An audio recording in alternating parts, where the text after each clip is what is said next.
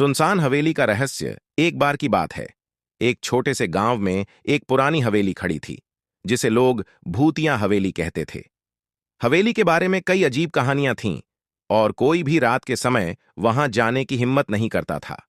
लेकिन एक दिन गांव में एक साहसी युवक वीरू ने हवेली में रात बिताने की ठानी। वीरू ने रात के अंधेरे में हवेली के अंदर कदम रखा।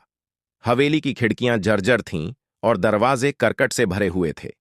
जैसे ही वीरू ने पहला कदम रखा, हवेली की दरवाजे धीरे धीरे बंद हो गए। एक अजीब सा सन्नाटा छा गया। वीरू की धड़कनें तेज हो गईं, लेकिन उसने हिम्मत नहीं हारी। हवेली के अंदर कदम रखते ही वीरू को एक गहरा गड्ढा नजर आया, जिसमें एक पुराना संदूक रखा था। संदूक पर धूल की परत छड़ी हुई थी। वीरू ने संदूक खोला और उसके अंदर एक पुराना पत्र और एक गहना पाया। पत्र में लिखा था, जो इस गहने को लेगा उसकी जान खतरे में होगी। संदूक को वापस बंद करते ही वीरू ने सुनी, हवेली के किसी कोने से एक अजीब आवाज आ रही थी। वह आवाज उसे हवेली के तहखाने की ओर ले जा रही थी। वीरू ने धीरे धीरे तहखाने का दरवाजा खोला और अंधेरे में उतरने लगा। तहखाने के अंदर उसे एक पुराना तिजोरी मिला।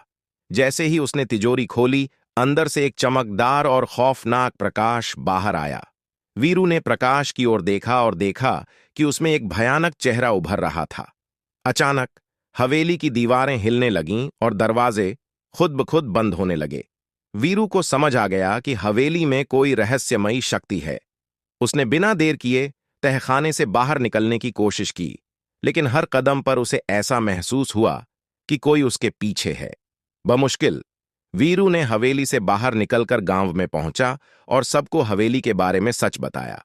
सब ने मिलकर हवेली की जांच की और पाया कि हवेली के अंदर पुरानी खजाने की रक्षा के लिए जादुई तंत्र स्थापित था। इस कहानी से हमें यह सीखने को मिलता है कि जिज्ञासा के साथ साहस होना भी जरूरी है, लेकिन कभी-कभी खतरनाक रहस्यों को जानने से पहले सावधान